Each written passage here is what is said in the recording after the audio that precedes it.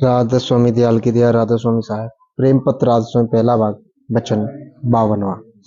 राधा स्वामी मत के अभ्यासियों को दुनियादारों और दूसरे मतों के लोगों से और खासकर वाचक ज्ञानियों और सूफियों से किस तरह का बर्ताव करना चाहिए। दफा पहला। दुनियादारों के साथ बर्ताव।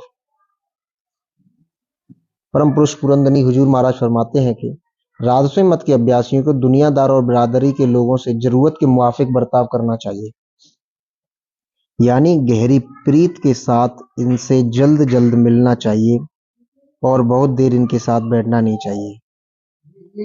सिर्फ इस कदर के जितनी जरूरत है इनसे मिलना और बातचीत करना मुनासिब है, और ज्यादा बर्ताव इनसे नहीं चाहिए, नहीं तो इनके स्वभाव और आदत और संसारी चाहे परमार्थी के मन में असर करेंगी और उसके अभ्यास में खलल और हर्ज डालेंगी, और उसके प्रेम और भक्ति के कायदे और रीत के बर्ताव में भी कसर पड़ेगी। दफा दूसरा। बाहरमुखी पूजा वालों के साथ बर्ताव। जो पिछले संतों के मत या और किसी मत के लोग बाहरमुखी मूर्त या किसी निशान या ग्रंथ या पोथी या किताब की पूजा करते हैं और सिवाय पोथी या ग्रंथ या किताब के पढ़ने से सुनने के दूसरा काम नहीं करते, और ग्रंथ या पोथी या किताब के अंतरी व्यर्थ और घट के भेद से बिल्कुल वाकिफ नहीं है और न उसकी तलाश और तहकीकात करते हैं, बल्कि जो कोई उनके भेद की बात सुनावे तो मन और चित्त से सुनना भी नहीं चाहते हैं। ऐसे लोग सब टेकी हैं। उनसे भी राजस्व मत वालों को बचना चाहिए, यानी उनके साथ मेल और दोस्ती मुनासिब नहीं है, क्योंकि यह लोग भी संसारी हैं और मालिक का खोज और प्यार इनके मन में मुमकिन नहीं है, और जो कोई उनसे मेल मिलाप रखेगा उनको भी संसार की तरफ झुकावेंगे और सच्चे परमार्थ की तरफ से अपने मुआफिक बेपरवाह कर देंगे और तरह तरह के शक सच्चे परमार्थी के मन में डालने को तैयार होवेंगे और कहेंगे कि संसार में रहकर जिस किसी ने मन और इंद्रियों के भोगों को नहीं भोगा या भोगना नहीं चाहता है वह नादान और अभागी है, या यह कि परमार्थ के ख्याली सुखों के वास्ते दुनिया के मौजूद मजे और रसों को छोड़ देना बिल्कुल बेसमझी की बात है। दफा तीसरा। परम पुरुष पुरंदनी हुजूर महाराज फरमाते हैं कि कर्मकांडी और हठयोग के करने वाले जो अनेक तरह के देही और के दुख और कष्ट भोगते हैं, कर्मकांडी लोग अनेक तरह के सुखों की आशा इस लोक की या स्वर्ग और वैकुंठ लोक की बांध कर बाहरमुखी कर्म और करतूत करते हैं, और हठयोगी जो कोई कोई अंग की सफाई के वास्ते या बीमारी दूर करने को या कोई सिद्ध हासिल करने के लिए काष्ठा तकलीफ उठाते हैं, इन सब से भी राजस्व मत के अभ्यासियों को दूर रहना चाहिए और किसी हालत में इनसे परमार्थी मेल और मिलाप रखना मुनासिब नहीं है, बल्कि जो संसारी भाव में इनसे रिश्तेदारी या पिछली मोहब्बत या संग होवे तो उसको आहिस्ता आहिस्ता कम करना और सिर्फ जरूरत के मुआफिक मिलना और बात चीत व्यवहार की करना चाहिए। परमार्थी इन लोगों से करना जरूर नहीं, क्योंकि इनके मन में सच्चे मालिक का भाव और प्यार नहीं है और न उसका खोज और तलाश है। यह तो संसार के या स्वर्ग और बैकुंठ के भोग विलास के चाहने वाले हैं, या दुनिया के तमाशा और खेल दिखाकर धन और मान बढ़ाई के पैदा करने वाले हैं। सच्चे परमार्थ की चाह इनके मन में बिल्कुल नहीं है और न पैदा हो सकती है। इस वास्ते जो वचन विलास या मेहनत इनके समझाने के वास्ते की जाएगी वह मुफ्त बर्बाद जाएगी, और फिर कायल होकर यह लोग अपनी नादानी से संत मत की निंदा और हंसी करेंगे।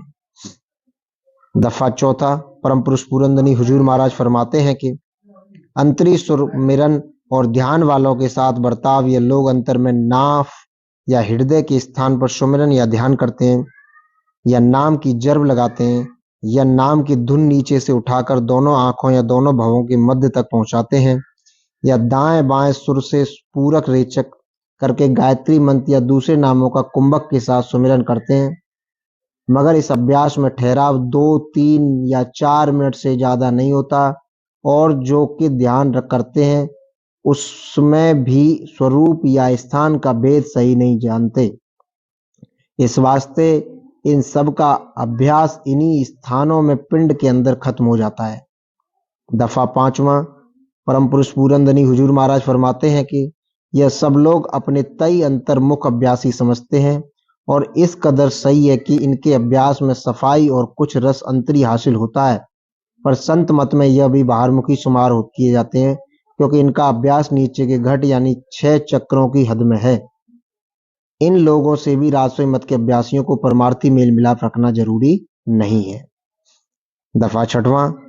परम पुरुष पूरनदनी हुजूर महाराज फरमाते हैं कि मुद्राओं का साधन करने वाले से बर्ताव इन लोगों में से दृष्टि और शब्द का साधन करने वाले से बेहतर है, पर उनका भी अभ्यास सहज दल कवल के नीचे खत्म हो जाता है और आइंदा का भेद और पता उनको मालूम नहीं है, और शब्द और स्वरूप का अभ्यास इन्होंने सिर्फ मन के एकाग्र करने और ठहरने के वास्ते जारी रखा है। चढ़ाई बिल्कुल नहीं है और न शब्द और शब्दी का भेद बयान करते हैं और न उसका खोज और तलाश है। इस वास्ते इन लोगों के साथ भी राधास्वामी मत के अभ्यासियों का मेल नहीं हो सकता। यह सब लोग थोड़ा थोड़ा आनंद पाकर और कुछ प्रकाश देकर तृप्त हो गए हैं और बस अब न मिलने पूरे गुरु के इतने ही में इस कदर अहंकार इनको हो जाता है कि इससे ज्यादा का भेद सुनना और समझना और उसके मुआफिक करना नहीं चाहते, और जो ऊंचे का भेद मुआफिक संत मत उनको सुनाया जावे तो हंसी करने को तैयार हो जाते हैं। दफा 7वां। परम पुरुष पूरनदनी हुजूर महाराज फरमाते हैं कि अष्टांग योग के अभ्यासी अष्टांग योग या प्राणायाम करने वाले इस वक्त में बहुत कम होंगे, बल्कि ऐसा मालूम होता है कि पूरा अभ्यासी इस योग का इस वक्त में बिल्कुल नायाब है। जिस किसी ने यह अभ्यास शुरू भी किया तो कोई न कोई विघ्न या खतरे के सबब से उसका अभ्यास बंद हो गया या सख्त बीमार पड़ गया। जो कोई पूरा योगी मिले तो वह संत मत की महिमा जल्द समझकर उसके अभ्यास में शामिल हो जाएगा, पर जो शुरू करने वाले इस अभ्यास के मिलते हैं और उन्होंने प्राणायाम के वसीले से कोई चक्र भी नहीं भेदे, वे निहायत दर्जे के अहंकारी हो जाते हैं और इस सबब से राजस्वई मत के अभ्यासियों से उनका मेल किसी तरह नहीं हो सकता। दफा 8वां। परम पुरुष पूरनदनी हुजूर महाराज फरमाते हैं कि वाम मार्गी और भैरवी चक्र वाले इस फिरके में अभ्यासी बहुत कमियाब हैं। खान पान में सब के सब भूल रहे हैं और जो जाहिरी रस्में इन्होंने जारी करी हैं वे भी इस समय में निहायत नाकिस फल की देने वाली हैं, क्योंकि महात्मा और समर्थ अभ्यासी की गत और है और जीवों की गत और। जो जीव महात्मा पुरुषों की चाल की बगैर उनका अभ्यास किए यानी बगैर मन और इंद्रियों को वश किए नकल करेंगे वे धोखा खावेंगे और माया के घेर में पड़े रहेंगे। बस यही हाल इस मत के लोगों का सुना जाता है। संत मत के अभ्यासियों को इनसे हमेशा दूर रहना और इनके संग से कतई परहेज करना चाहिए और इनसे किसी किस्म की चर्चा या परमार्थी वचन विलास करना नहीं चाहिए, क्योंकि यह संतों के वचन को हरगिज नहीं मानेंगे। इनकी कार्रवाई बहुत नीचे के दर्जे की है और सच्चे परमार्थ यानी जीव के उद्धार का जिक्र इस फिरके में बहुत कम बल्कि बिल्कुल मालूम नहीं होता है। दफा 9वां। परम पुरुष पूरनदनी हुजूर महाराज फरमाते हैं कि वाचक ज्ञानी और सूफी इन लोगों से भी राजस्वई मत के अभ्यासियों को मेल रखना मुनासिब नहीं है, क्योंकि इन साहबों ने सच्चे और पूरे ज्ञानियों के वचन पढ़कर और अपनी एकता ब्रह्म के साथ बुद्धि से मानकर अभ्यास छोड़ दिया, और जो कोई इनको मिलता है उसको यकताई के वचन सुनाकर और समझाकर ब्रह्म बना देते हैं और 84 और नरकों के डर से आजाद कर देते हैं। दफा 10वां। परम पुरुष पूरनदनी हुजूर महाराज फरमाते हैं कि जो कोई संत मत के मुआफिक इनसे अभ्यास की निस्बत चर्चा करे और दरियाफ्त करे कि तुमको ब्रह्म पद की प्राप्ति किस तरह हुई, तो जवाब देते हैं कि जाना आना कहाँ है, ब्रह्म सब जगह व्यापक है और दे और जिस कदर नाम रूप की रचना नजर आती है, सब मिथ्या और भ्रम है। सिर्फ इसी कदर काम करना है कि ज्ञान के वचन को अच्छी तरह से समझकर अपने तय ब्रह्म मानना और इसी निश्चय को पकाना और मजबूत करना और मन, इंद्रिय और देही और सब पदार्थों को जड़ समझना। इन सब से ब्रह्म न्यारा है और निर्लेप है और पाप और पुण्य उसको नहीं लगते या छू सकते हैं। और जब ऐसा निश्चय पुख्ता हो गया तब विदेह मुक्ति का अधिकारी हो गया, यानी जब देह छूटेगी तब अपने निश्चय के मुआफिक जीव चैतन्य देही वगैरह के बंधन से छूटकर व्यापक चेतन से मिल जाएगा। दफा 11वां। परम पुरुष पूरनधनी हुजूर महाराज फरमाते हैं कि अब समझना चाहिए कि जो चैतन्य इस मलिन माया के देश में व्यापक है वह सदा देहियों के बंधन में गिरफ्तार रहता है, और जब तक के देहियों के खोल यानी आवरण अभ्यास करके दूर न किए जावेंगे तब तक वह आजाद यानी विदेह नहीं हो सकता। दफा 12वां। परम पुरुष पूरनधनी हुजूर महाराज फरमाते हैं कि वेदांत शास्त्र में 2 दर्जे माया में लिखे हैं, एक शुद्ध सत्य प्रधान, दूसरा मलिन सत्य प्रधान। और शुद्ध ब्रह्म अथवा पार ब्रह्म पद इन दोनों दर्जों के परे कहा है।